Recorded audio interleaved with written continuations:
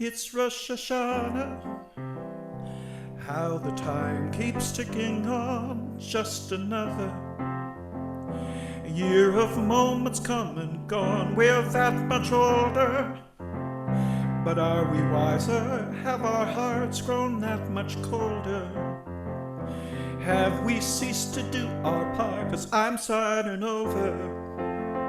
I'm looking back, 'cause I've done things that I'm not proud of.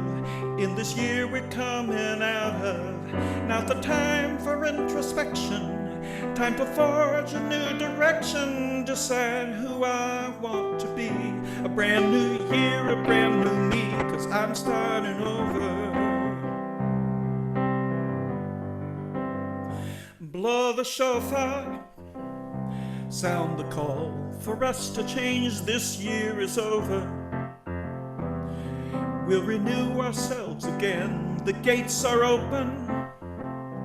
I'll repent and swallow pride, and I'm hoping it's enough to be inscribed, 'cause I'm starting over. I'm looking back, 'cause I've done things that I'm not proud of. In this year we're coming out of. Now's the time for introspection, time to forge a new direction, decide who I want to be. A brand new year, a brand new me, I'm starting over. I'm moving past, I'm putting all my sins behind me. Errors of old ways won't find me. Now's the time for introspection, time to forge a new direction, decide who I want to be. A brand new year, a brand new me, I'm starting over. I'm starting over. I'm starting over.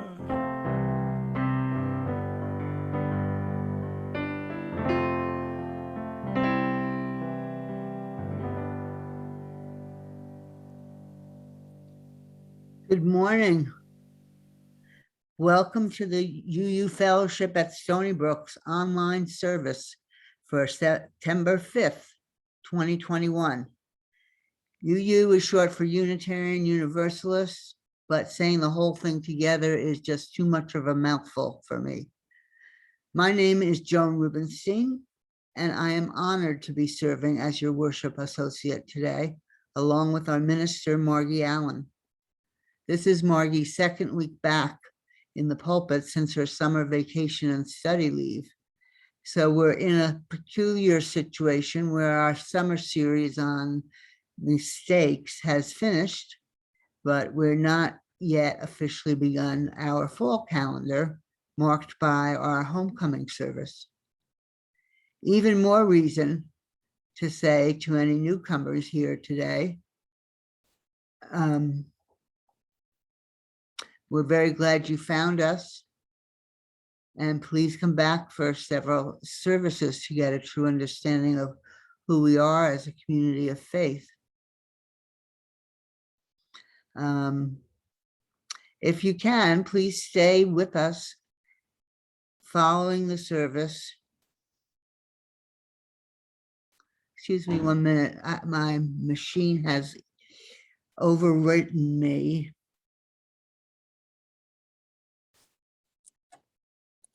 Got it. If you can, please stay with us following the service for our virtual social time and then for our small group chats. There you can meet with just a few people at a time who can give you more information about us and activities that are still going on despite the pandemic, or talk about anything at all. You can leave the groups anytime you want, so maybe you can just come in and say hi. On the other hand, John Lutterby, president of the Board of Trustees, will be in one of the chat rooms for any that want to talk about what the board is doing and what might be on your mind. You'll get instructions at the end of the service about the chat rooms. Deborah Riddle is our Director of Religious Education. The in-person children's religious education program will be starting on September 19th. COVID is not done with us yet, but you can make sure it doesn't kill you by getting vaccinated if you're 12 or older. I feel grateful that I haven't lost any family or close friends to this virus, and my heart goes out to any of you who have. I also feel grateful that I have a roof and 4 walls around me, unlike many in Haiti, who got the 1-2 punch of an earthquake followed by a hurricane, and those in Louisiana who again faced the worst hurricane to ever hit their shores. And then the flooding in Tennessee, Pennsylvania, New Jersey, New York City, and the fires on the West Coast, jumping over the Sierra Mountains. It doesn't end. Later in the service, we will have the opportunity to put our money where our mouths are. On a lighter note, happy Rosh Hashanah to those of Jewish descent, and a sweet new year to all the rest of you. And again, welcome.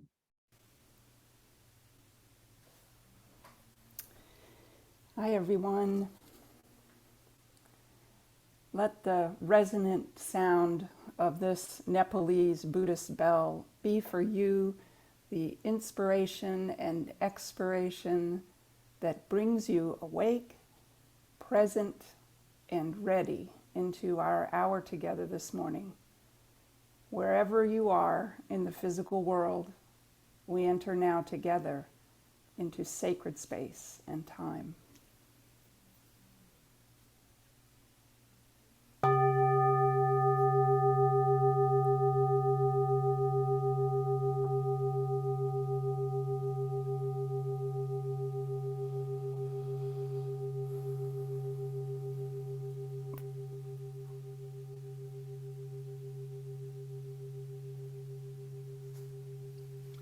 For our chalice lighting today, we have a poem by Molly Brewer entitled A Chalice Lighting for When Things Aren't Okay.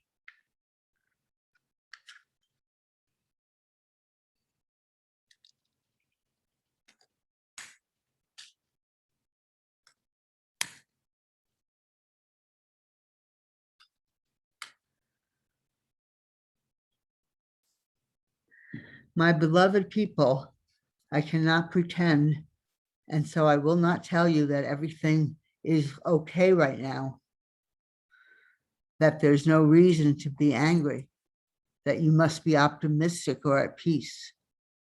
I cannot pretend these things, and so I won't tell them to you. But now our chalice is lit, and so all I ask in this moment is that we remember the words of Rebecca Parker. There is a love. There is a love holding us. There is a love holding all. By the light of our chalice, let us rest in this love.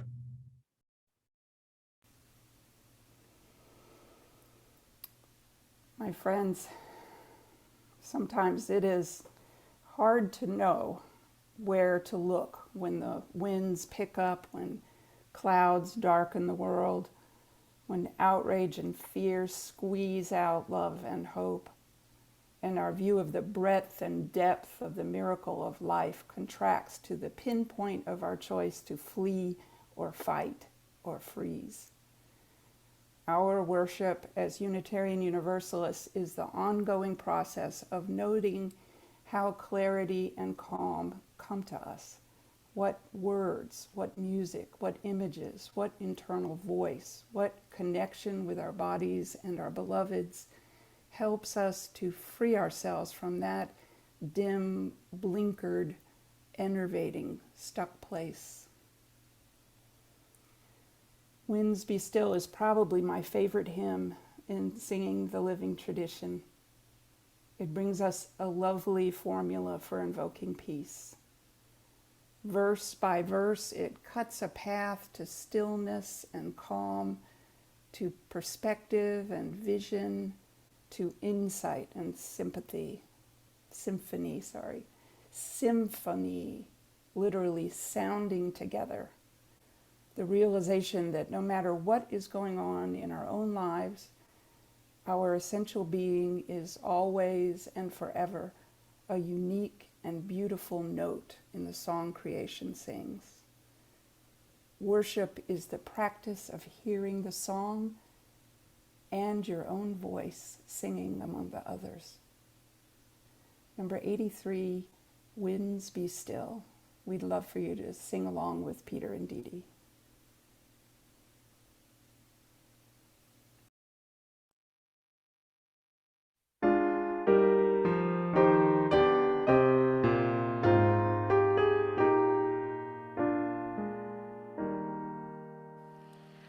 Winds be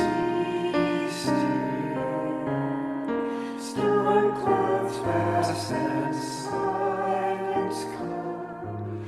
Peace grace this time with harmony.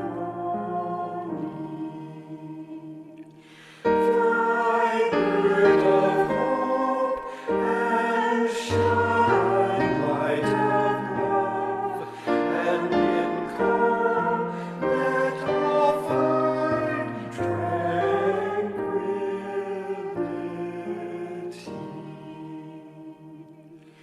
Bird, fly high,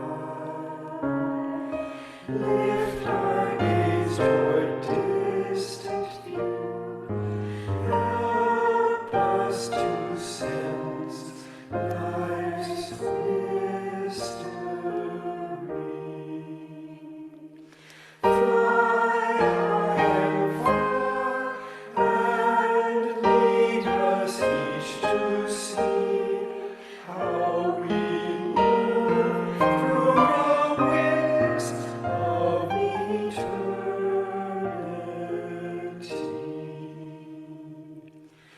Light shining, illuminate our distant view.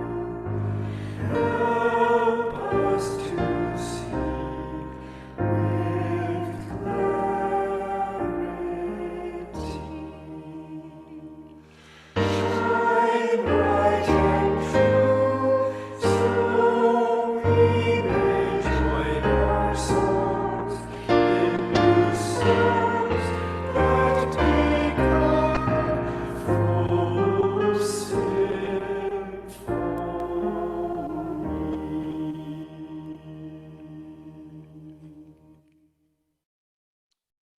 Our responsive reading words are those of one of our most stirring hymns, The Fire of Commitment, composed by Jason Shelton and Mary Catherine Morn. I will begin with the words in regular type on the slide, and Reverend Margie will read the italicized words. We invite those of you whose last names begin with A through L to read the regular type with me, and those whose last names begin with M through Z read the italicized words with Reverend Margie. From the light of days remembered burns beacon bright and clear, guiding hands and hearts and spirits into faith set free from fear. When the fire of commitment sets our mind and soul ablaze, when our hunger and our passion meet to call us on our way, when we live with deep assurance of the flame that burns within, Then our promise finds fulfillment and our future can begin. from the stories of our living rings a song both brave and free, calling pilgrims still to witness to the life of liberty. From the dreams of youthful vision comes a new prophetic voice, which demands a deeper justice built by our courageous choice. When we live with deep assurance of the flame that burns within, Then our promise finds fulfillment and our future can begin.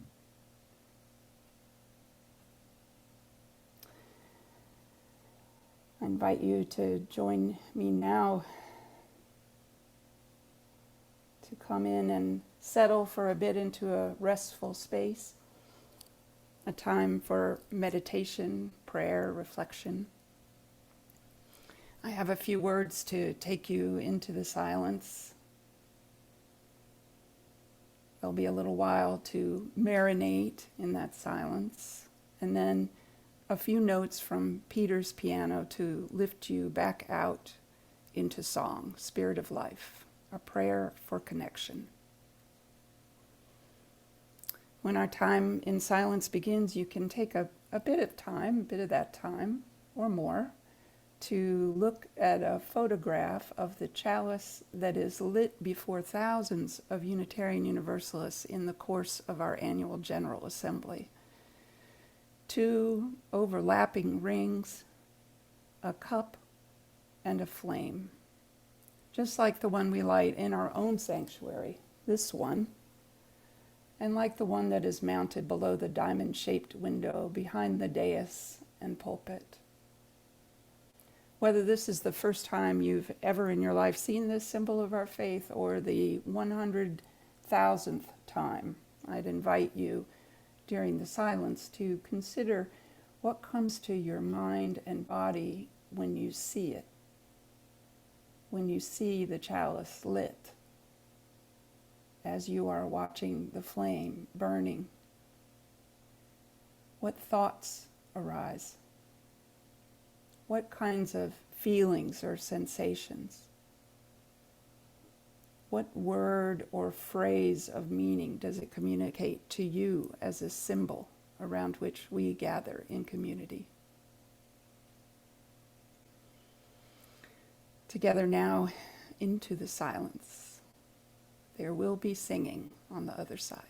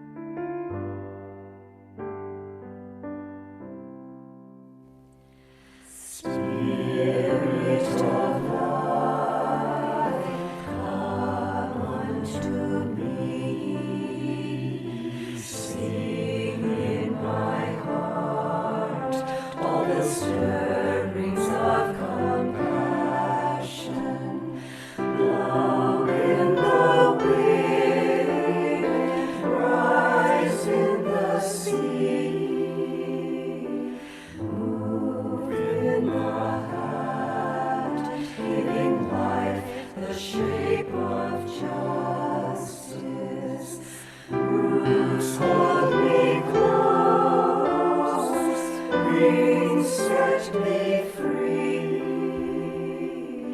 Spirit of life, come to me, come to me.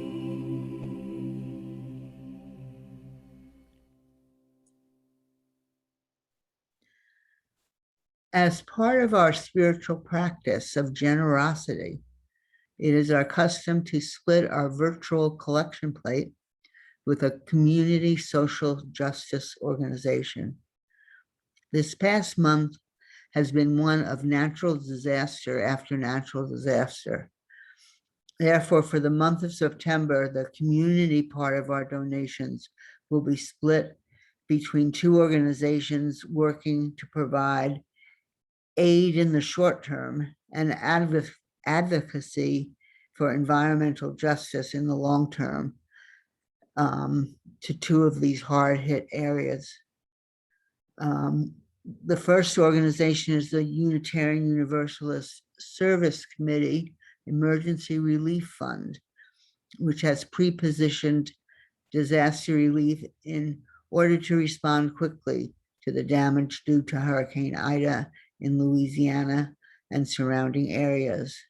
They will directly support the most affected and the least able to respond, while committing resources to address the short-term impacts of the storm. They also will advocate in solidarity with local communities to change systems and promote environmental justice. The second organization is Partners in Health, and that is a healthcare organization which has been partnering with local communities in Haiti for over 30 years. They're uniquely situated to respond to the earthquake and hurricane crises that have caused so much damage this year. Please support the work of these organizations in alleviating suffering and promoting justice in a world so very much in need of both. You can see on the slides or in the website, UUFSB.org, how to donate if you don't know.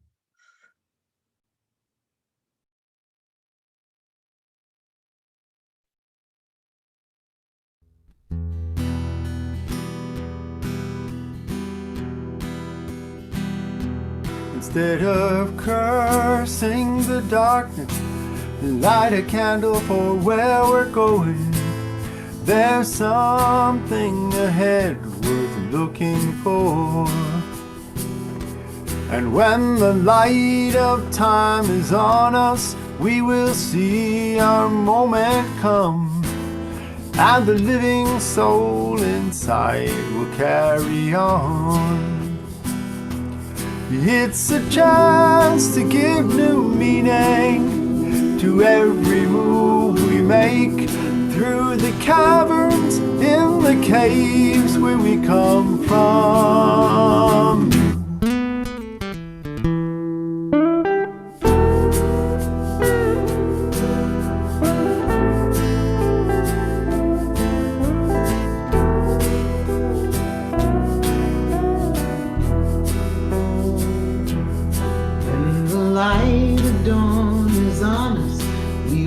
See where we can be, and the ancient ones can sleep easy sleep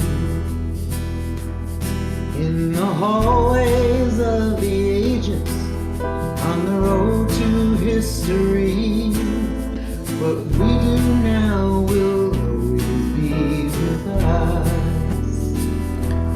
It's a chance to give new meaning to every move we make in the caverns and in the caves where we come from.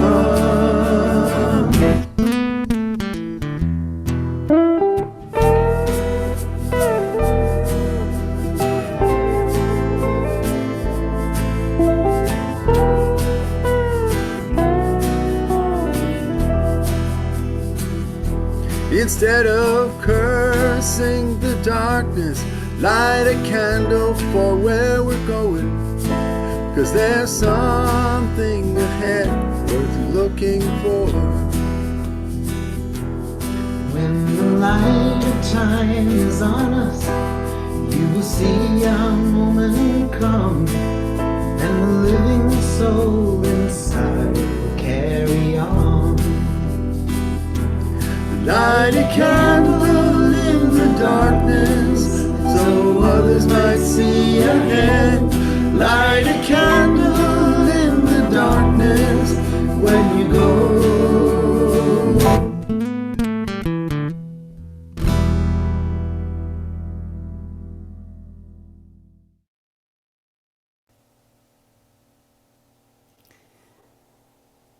So I'm wondering if maybe you all would be willing to preach my little sermon for me this morning. Would you mind? Since I can't see any of your responses, I will assume that you are willing. Okay, so I ask you to notice what comes to your mind and body when you see a chalice, when you light it or watch it being lit, as you watch the flame burning, the kinds of thoughts you often have at that time, the feelings or sensations that arise for you, or an image that comes to you.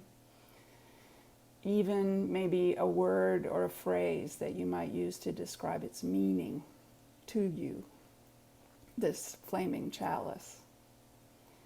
So take a moment now to write into the chat some of the things that come to mind or body for you during the meditation, and I'll take a look at them and read some aloud as you write.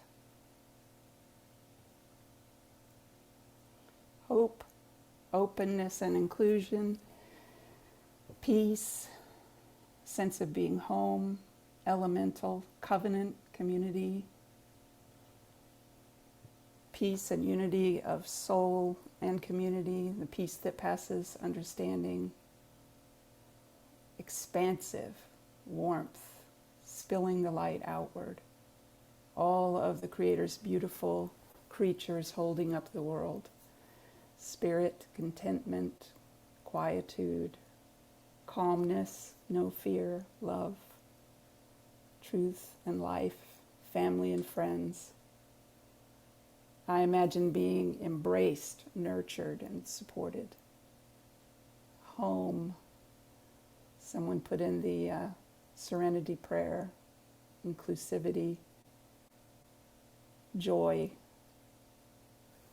energy personified, love, all-embracing, warmth, focus, timelessness. Thank you. I'm sure that there are more coming. Thank you to each of you for your collective reflection about this very, very prominent symbol of our Unitarian Universalist faith. We see it everywhere in UU life. Here at 380 Nichols, it's mounted on the Nichols Road facade of our building, and on the sign that tells passersby who we are. It's on our own chalice table, lit and extinguished in the course of every virtual service. Most meetings we hold begin with a reading and lighting of the chalice. It's prominent in our logo, on our website, and on our stationery, and I teach about it in the newcomer orientations. And many of us have t-shirts with various forms of the chalice printed on them, often in rainbow colors.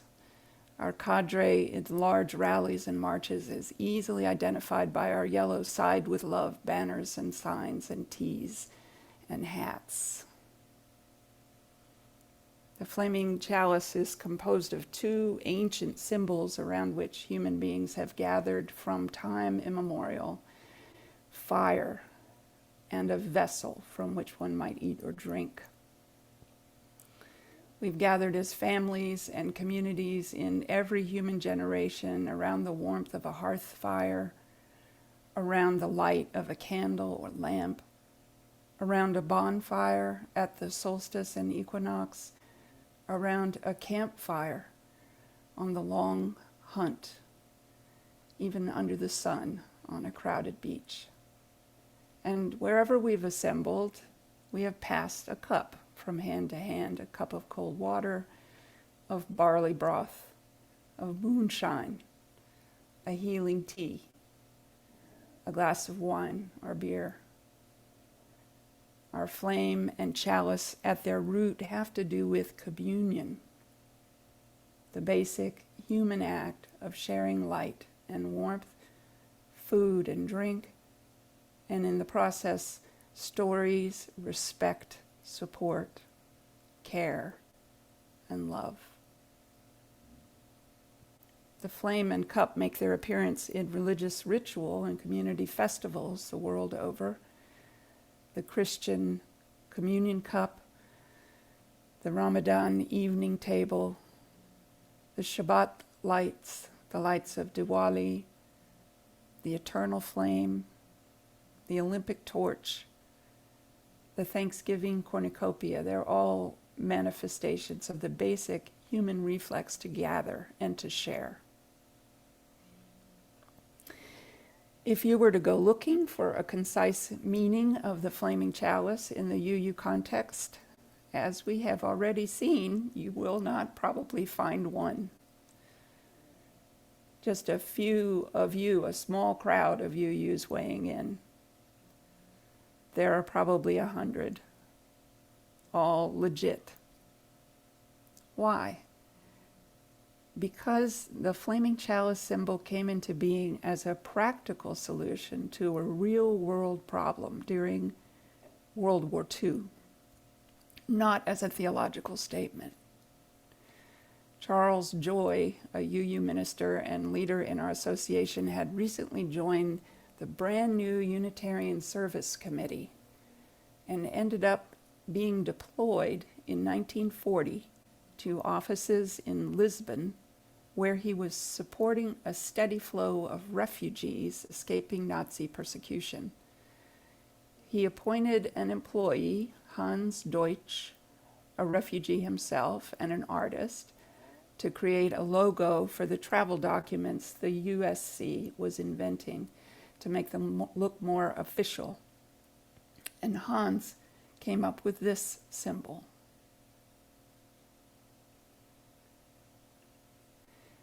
Of the symbol, Joy wrote back to Boston, "I happen now to have an artist working for me. Recently I asked him to work in his spare time on a symbol of our committee, which could be placed on a seal and used in our documents. When a document may keep a man out of jail, give him standing with governments and police, it is important that it look important. Personally, I like it very much. It's simple, chaste, and distinctive. I think it might well become the sign of our work everywhere. The holy oil burning in it is a symbol of helpfulness and sacrifice."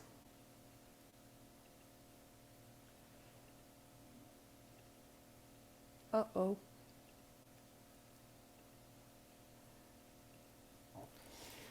Now, towards the end of the war, back in the United States, some students at Crane School of Theology at Tufts University in Medford, Massachusetts, were getting ready to shake up the Universalists that they were just setting out to serve. The students were a group of plus or minus 8 young men committed to one another for almost 10 years and to working, and this is a quote, to working mightily to transform the Universalist Church from a struggling, dissident Christian sect into a religion of greatness. They called themselves the Humiliati, the humble ones, after a group of 12th century and the Common Era lay monastics. These fellows aspired to offer a theological framework that was functional, naturalistic, theistic, and humanistic. It was based on the quest for a higher development of world religion, one that understands that the universe transcends the partialisms of every religious faith, including Christianity. As part of their Reformation campaign, the group adapted and deployed in their literature the symbol of a small off-center cross inside of a larger circle. Of this symbol, the Humiliati wrote in their newsletter, Theologically Speaking, what ideas does this symbol portray? The religion of the unities and the universals. That universalism is the important emphasis of religion for today. That universalism is found in the highest development of every religious faith, including Christianity. That Christianity has been an important step for us in reaching universalism. This is the all-inclusive circle made by a line without beginning and without ending, infinite in its conceptions, the ever-expanding circle that binds us all in universal kinship. As it happens, Unitarianism was also firmly pointed in the direction of a functional, naturalistic, theistic, humanistic theology. And like the Universalists, the Unitarians were also financially unstable at the time and experiencing a decline in membership. This convergence of theologies and conditions did much to propel the two liberal denominations towards merger. Yes, it took a while. It was, in fact, nearly 100 years of dancing together. But in 1961, the two associations merged. And in that merger, the two symbols also merged. Two separate circles came to overlap. The Universalist cross became a Unitarian flaming chalice, which has a little bit of cross-likeness to it, and still offset to one side. It is said that the two linked rings were based on the quote from the poet and lifelong Universalist Edwin Markham. He wrote, "He drew a circle that shut me out, heretic, rebel, a thing to flout. But love and I had the wit to win. We drew a circle and took him in." So these are the origin stories of the two-dimensional Unitarian and Universalist faith symbols. But we have so far not been able, in fact, to account for the appearance in the 1980s of their three-dimensional manifestation, actual chalices in which actual flames were lit. We only have some theories. It seems the Unitarian Service Committee actually did sell little chalices for use in children's religious education in the 50s and 60s. And there were also UU jewelers creating chalice pendants at that time. But best our historians can tell, the most likely path for the flaming chalice to have taken into our sanctuaries was in the hands of a UU child and her teacher, or his teacher. Oh, and here's a little addendum to the history of the chalice that I heard from a colleague recently. Mark Bellatini, UU minister, now retired, and composer of 8 of the hymns in our current hymn book, apparently looked into this Hans Deutsch, the Austrian artist who designed the Unitarian Service Committee's chalice seal, and his research led him to this: a flaming chalice on the cover of an issue of Der Kreis, the Circle, which was a Swiss gay magazine that was published from 1932 to 1967 and distributed internationally. Distribution was uninterrupted through World War II. True and inconclusive. In closing, I'm happy to announce that our own little portable flaming chalice treasure box will once again be traveling from household to household among you this fall and winter. Inside the box is everything you need to light a chalice in your own home, including an already delightful little collection of your friends' reflections from last year on the experience of hosting the chalice. Last year, around 25 households received and passed on the chalice. If you'd like to participate this year, please put the word chalice in the chat, and we will cull that list and put you on the bigger list. The rotation will start the week of the fall equinox and end at the spring equinox, a little light passing among you during the dark of the year. To have it come to you, type chalice into the chat right now. Our closing hymn is called Ours is a Simple Faith. Please join the beloved faces of our unicorn choir in singing.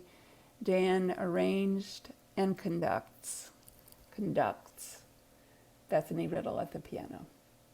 Amen.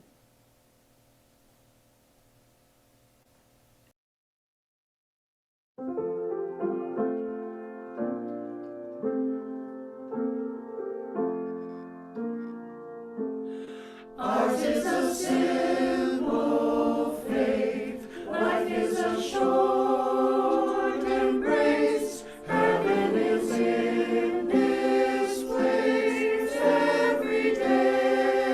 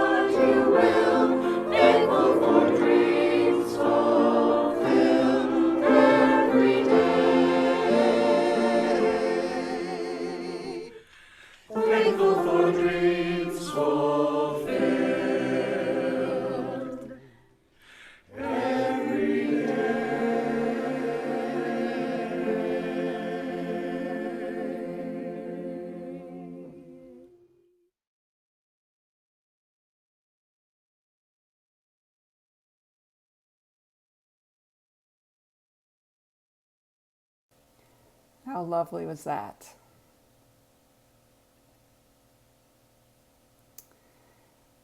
Our closing words are my take in this moment on the meaning of the chalice.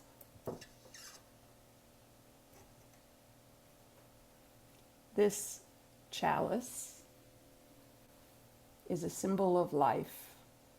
This metal ore, earth's bones, our bone and flesh. This fire we kindle here, the elemental electric that powers our internal organs. This cup shaped to hold the water of life, the heart through which the ocean we are ebbs and flows. This air that feeds the flame, our breath, our speaking, and our singing. In the ritual kindling of this flame, we honor the mystery that binds these ancient elements to make each human life. The pulsing water in which we swim those first 9 months, the fire of pain that splits our mothers, the first howling breath that fills those infant lungs with air, the earthen cradle that rocks us all to our toddling feet. We gather round this chalice to celebrate the infinite luck that we live at all.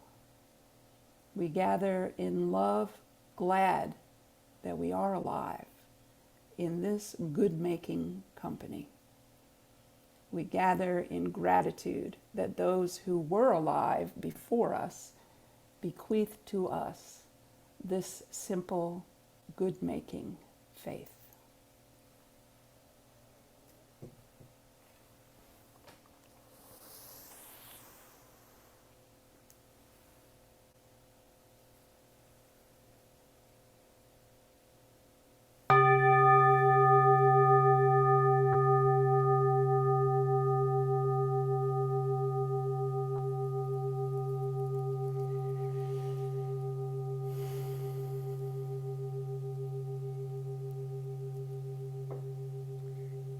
Our chalice extinguishing words come to us from the Christian New Testament,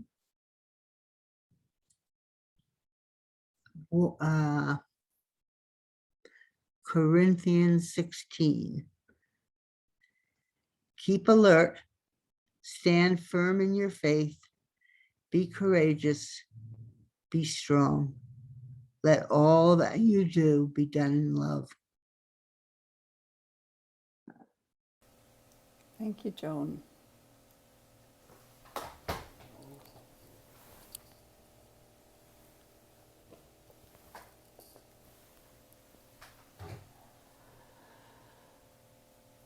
Words of benediction.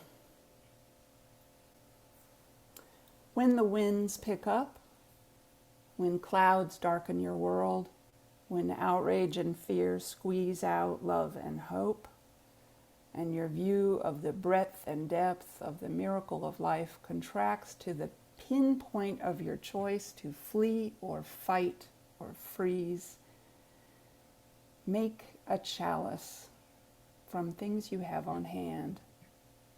Kindle a flame and be still.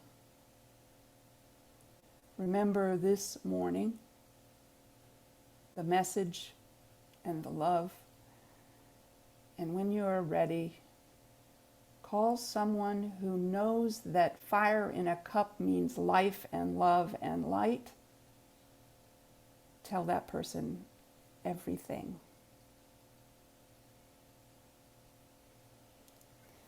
Dan and Jess and Melissa have a lovely postlude for us, which is accompanied by an equally lovely photo montage created by Lee Morris.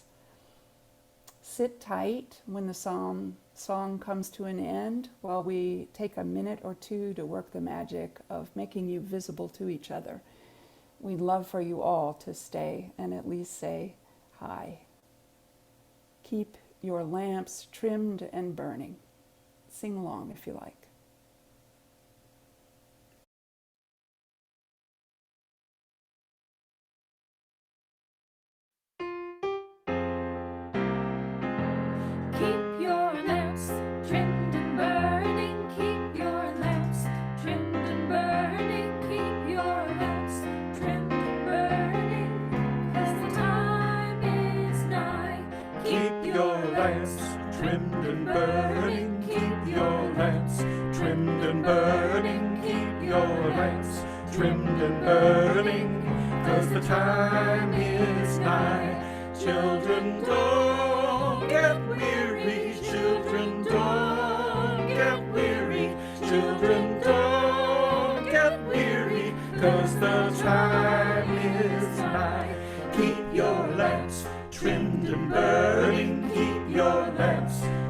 trimmed and burning. Keep your lamps trimmed and burning, 'cause the time is nigh.